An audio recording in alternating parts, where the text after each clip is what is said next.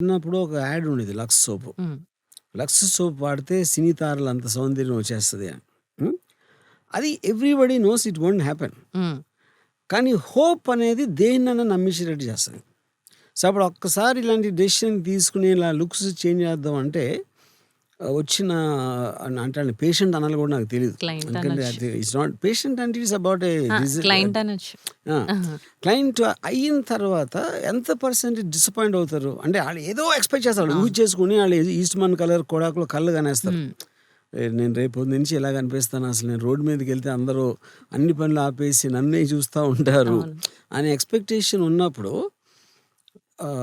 Obviously కొన్నిసార్లు అది అవ్వచ్చు. కొన్నిసార్లు అవ్వకపోవచ్చు. సో, ఆ డిసప్పాయింట్‌మెంట్ వచ్చినప్పుడు ఆ క్లయింట్‌కి హ్మ్. How do you deal with that? Actually ఈ యాంటీ ఏజింగ్ ప్రొసీజర్స్ కానీ, బ్యూటీ హ్మ్. ట్రీట్మెంట్స్ చేసినప్పుడు ఎప్పుడు డిసప్పాయింట్‌మెంట్ ఉండదు. ఇంకా హై ఎలా వెళ్ళాలి? ఇంకా బెటర్‌గా ఏం చేసుకోవాలి అని ఆలోచిస్తారు తప్ప, హ్మ్. వచ్చిన దాన్ని యాక్సెప్ట్ చేయాలంటే ఎవరైనా చెప్పాలి. "నువ్వేంటి చాలా అందంగా అయ్యావు ఈ మధ్యలో" అని ఎవరైనా చెప్తే they will feel happy. Correct. So, అలా చెప్తే వాళ్ళు మళ్ళీ వస్తారు. అదే ఇప్పుడు సినిమా ఇంకొంచెం తీశాక రివ్యూలు చెప్పినట్టు. అంతే. యాహ్! ఎవరైనా ఓకే. ఆ! ఇప్పుడు చాలామంది కలర్ ఇంప్రూవ్‌మెంట్ కోసమని వస్తారు. To enhance there colour. So, వాళ్ళకి మనం చేసినప్పుడు వాళ్ళకి హ్యాపీ అనిపించదు. ఎవరైనా వచ్చి మీరేంటి చాలా కలర్ పెరిగారు అంటే they will feel happy and they will come for other treatment. ఓహో! కలర్ వచ్చేసింది. నెక్స్ట్ ఇంకేం ఇంప్రూవ్ చేసుకోవాలి అలా వస్తారు.